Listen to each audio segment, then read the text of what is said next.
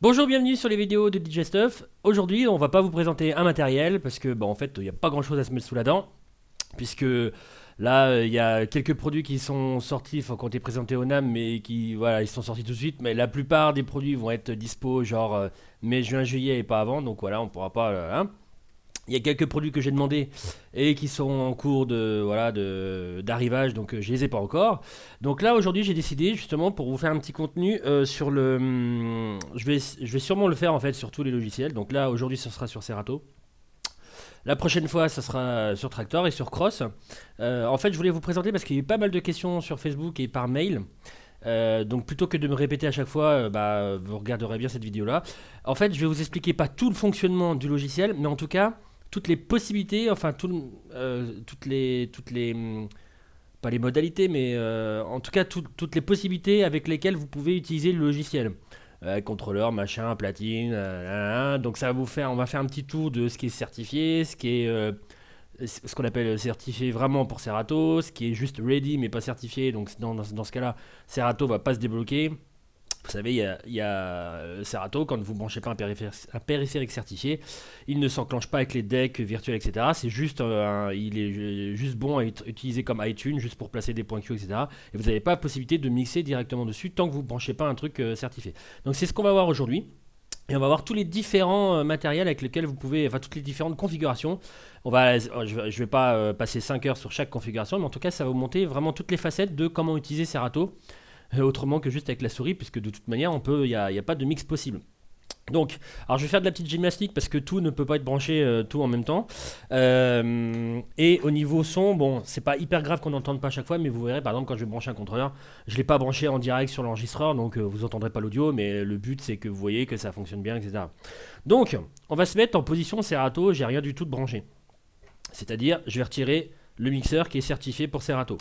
Voilà, alors première configuration, on va dire la moins onéreuse, puisque c'est vrai que au niveau des contrôleurs, vous avez des contrôleurs on va dire, les premiers certifiés, ça doit être dans les 150-200 euros, on va dire 200. Ouais, non, un peu moins.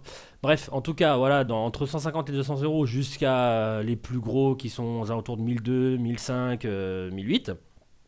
Donc voilà, bon, c'est juste un exemple, c'est toujours pareil, on parle pas de marque et tout ça, bon, c'est ce que j'ai sous la main là au moment où je vous parle.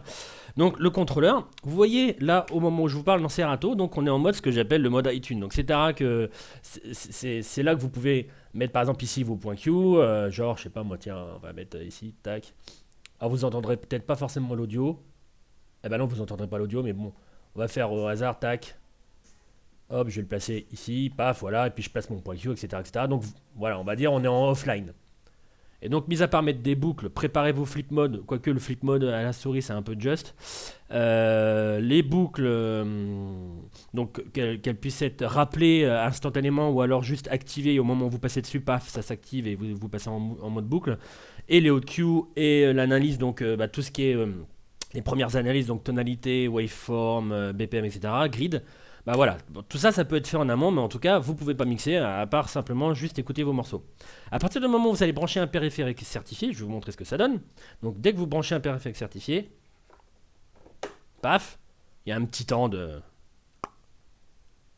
reconnaissance, et bing, vous allez voir directement dans Serato, paf, voilà, il y a les decks. Alors selon ce que vous avez choisi dans Serato, vous pouvez très bien brancher un contrôleur avec 4 decks, enfin qui peut faire 4 decks et vous en mettez que 2. Là je l'ai branché que 2, il n'y a pas le choix de faire 4. Vous verrez quand je vais brancher la table, il y aura marqué 2 ou 4 et puis je choisis celui que je veux. Bon, voilà. Là dans l'exemple vous voyez très bien que les decks ils apparaissent. Admettons que vous n'avez pas trop de budget, vous savez pas trop quoi acheter et puis vous n'êtes pas bien informé au sujet des contrôleurs, tout ça machin.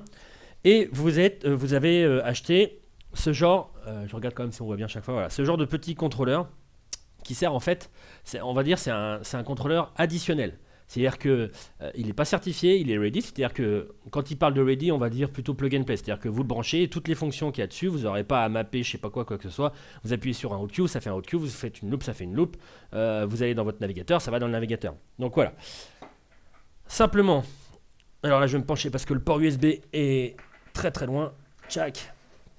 Je vais me le récupérer pour pas le perdre. Tac.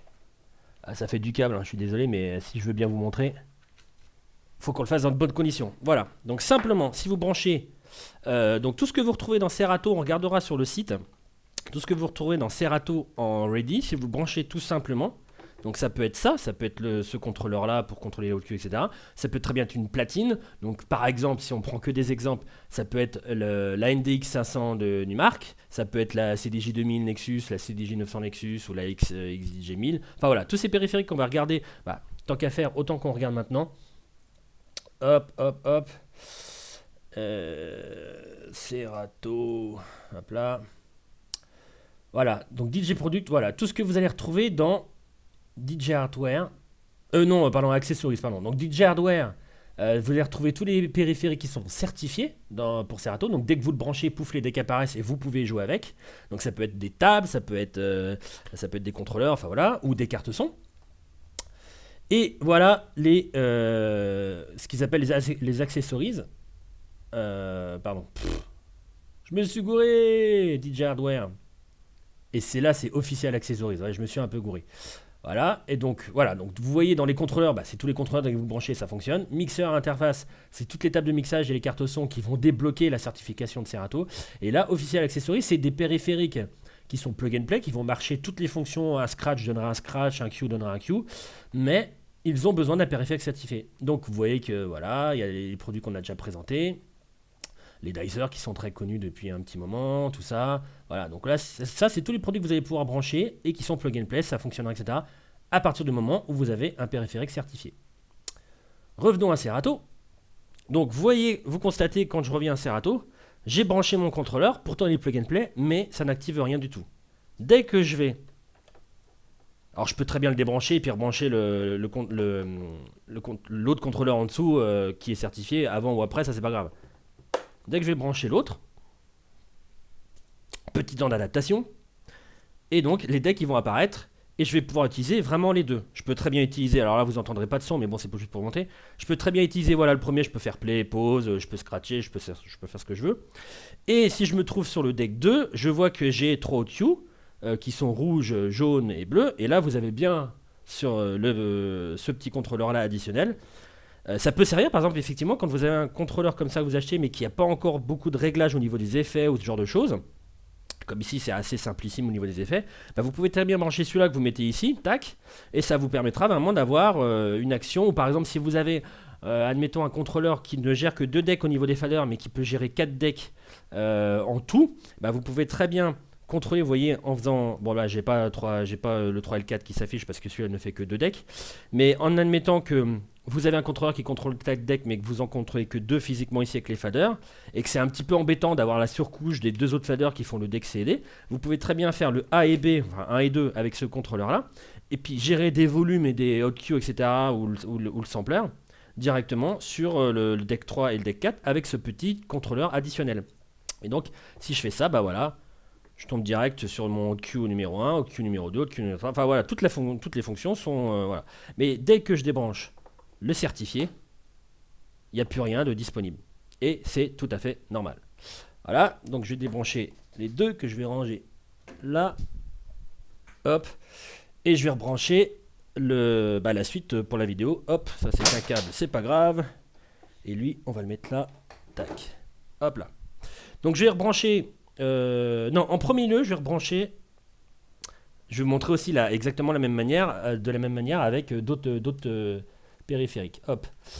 Donc là, la platine CD, elle peut faire à la fois du CD normal, de la clé USB et du périphérique, ce qu'on appelle du HID. C'est-à-dire qu'il y a des informations, c'est un MIDI un peu plus élaboré qui permet en fait d'avoir des informations en entrée et en sortie. C'est-à-dire que quand je fais un mouvement, c'est compris par le logiciel, et donc si je scratch, ça scratch, si je fais un OQ, ça fait OQ, si c'est bien configuré, ou si c'est plug and play. Mais le HID, il apporte quelque chose de plus parce qu'il y a un retour d'informations directement sur l'écran de la platine quand celle-ci est... ready, enfin tout ce que vous voulez, il y a plein de termes qui traînent sur le net ou sur les sites, bon voilà, moi on va appeler ça du plug and play. Voilà, en tout cas sachez, voilà c'est du HID. Selon les logiciels, il y a des constructeurs qui ont appelé ça différemment, par exemple sur Tractor on appelle ça du NHL, voilà, donc ça vous pouvez rechercher sur internet, vous trouvez les significations. Donc la platine toute seule, bon là je suis sur disque donc on s'en fiche, mais si je fais sur Link, voilà, il me propose bien USB MIDI, ok, ben là, hop, ah par contre je me suis gouré, hop. Voilà, si je le mets tout seul, déjà, il ne me propose pas de deck, c'est normal, parce que voilà, il n'y a pas de deck. Enfin, en gros, je peux rien faire. Il est connecté, mais je peux rien faire. Je vais me remettre sur disque. Je vais mettre mon périphérique certifié. Donc là, en l'occurrence, une table de mixage. Ça développe les decks. Et vous constatez que je peux très bien utiliser 2 ou 4, comme je ne pouvais pas le faire avec le contrôleur, mais là je peux le faire puisqu'elle gère jusqu'à 4. Donc moi je vais mettre 2 parce que c'est pas le but de la vidéo de vous montrer un truc sur 4 decks. Et quand je vais revenir sur, voilà, sur la platine, effectivement, là, le mode, on va dire le mode ID, me permet de choisir le deck qui est concerné. Donc là par exemple je peux mettre le deck 2, je le confirme. J'ai mes playlists qui s'affichent, bon bah là j'ai que 2 morceaux et vous voyez sur l'écran que ça bouge aussi les 2 morceaux. Et enfin à l'écran de l'ordinateur, à l'écran aussi de la platine j'ai les 2 morceaux. Je peux très bien le mettre sur le deck 2, paf ça part et c'est parti. Et donc là c'est ce qu'on appelle du ID. Donc c'est-à-dire que ça va vous permettre, toutes les actions qui sont disponibles sur la platine seront disponibles en... À part là il y a toujours de la latence par rapport à la partie USB, mais en tout cas être disponible instantanément, on va dire à l'œil nu, à l'oreille.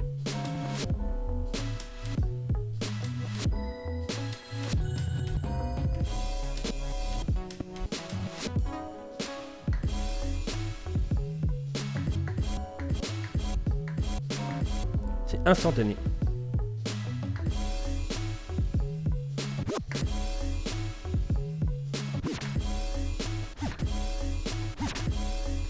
Le sleep mode, voilà. Si je fais un break, ça fait le break. Et si je fais que le sleep mode, hop, ça repart. Le scratch, la boucle, etc., etc. Tout est vraiment, enfin le fonctionnement, c'est strictement le même. Voilà pour le ID, donc ça c'est une des manières d'utiliser la platine. Deuxième manière, on peut l'utiliser en timecode, donc c'est un peu plus pratique, enfin le DVS, DVS timecode, même chose, enfin pratiquement, a été inventé plus au départ pour les vinyles, pour permettre de garder la sensation du vinyle tout en mixant ses morceaux Wave, MP3, etc. Bon c'est vrai qu'après il est disponible sur platine CD, bon moi perso je le préfère en vinyle, c'est pas... Voilà. Hop, donc vous reconfirmez et c'est reparti. Ah oui, alors par contre, par rapport à Serato, quand je me suis mis en ID, pardon, lui il s'est mis en interne. Donc je vais mettre la platine, en absolu pour la platine de gauche, et je vais me remettre plus en interne mais en absolu aussi pour la platine de droite. Et là voilà, on est vraiment en DVS, c'est-à-dire que c'est le CD qui tourne. Ouais, alors là, hop. Et l'action que je fais sur le scratch... ou c'est le reverse, ou par exemple si je fais un OQ, hop, voilà, ça le fait exactement pareil. Donc ça c'est la partie DVS, donc partie CD, et partie vinyle, même chose, hop. Et donc toutes les actions que je fais seront répliquées exactement pareil. Sauf que là j'ai l'impression qu'il y a un petit problème de latence là.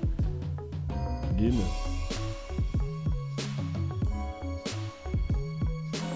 Hop, voilà. J'ai peut-être été un petit peu... Voilà. Voilà, j'ai plus de problème de latence. Je me disais aussi, c'est bizarre, je fais un geste et le truc il vient 2 secondes après. Voilà, c'est bon, là j'ai plus de problème de latence. Voilà, donc c'est vraiment, je crois n'avoir rien oublié de la manière d'utiliser Serato. Vraiment, le but de la vidéo, c'est pour vous montrer que, regardez bien, informez-vous bien sur ce que vous allez acheter. Si vous avez rien du tout et que tout d'un coup vous voulez vous acheter un petit contrôleur pour Serato, regardez bien que ça soit vraiment un contrôleur qui apparaisse dans la partie, comme on a vu au début de la vidéo, dans la partie hardware, tout ça, et pas dans les parties accessories, c'est-à-dire pas tous les petits contrôleurs qui sont sur la partie accessories qui sont vraiment des contrôleurs additionnels qui vous permettent d'avoir un peu plus de fonctions. Par exemple, quand je vous ai montré le contrôleur rectangulaire au départ de la vidéo pour vous montrer que je l'ai branché et ça a désactivé, activé les decks. Effectivement, lui, il a peu de réglages au niveau des effets, donc ça peut être sympa de le rajouter en plus. Par exemple, si vous avez un plus gros contrôleur de l'ordre de, je sais pas moi, 500, 1000, 1200 euros, il y a assez de contrôle au niveau des effets et tout ça, donc c'est pas forcément ultra nécessaire. Ou alors peut-être pour la partie sampling, comme ça vous libère le deck 1 et 2 et vous avez vraiment le sampling sur un autre pad extérieur, sur un autre contrôleur, pourquoi pas. Bon, en tout cas, voilà, quand il y a vraiment beaucoup de contrôle sur tout le logiciel, il n'y a pas vraiment nécessairement besoin d'acheter un contrôleur en plus. Par contre, là, dans la config, exactement là comme vous voyez là, en imaginant qu'ici, par exemple, il y a une deuxième platine vinyle, j'ai aucun contrôle sur Serato pour tout ce qui est transport et tout ce qui est OQ, tout ce qui est effet, mis à part les effets de la table, on va dire, si c'est une table qui a des effets. Mais en tout cas, voilà, j'ai aucun contrôle sur les OQ et tout. On les a pas sur vinyle, on en a besoin. Donc effectivement, là, hop, on peut mettre le petit contrôleur ici, tac. Et ça vous permet vraiment d'avoir le contrôle sur toutes les fonctions que vous n'avez pas à l'origine avec le matériel que vous avez. Voilà, j'espère que j'étais assez clair quand même. J'espère que vous partagerez tous ceux qui n'avaient pas encore trop pigé tous ces machins-là.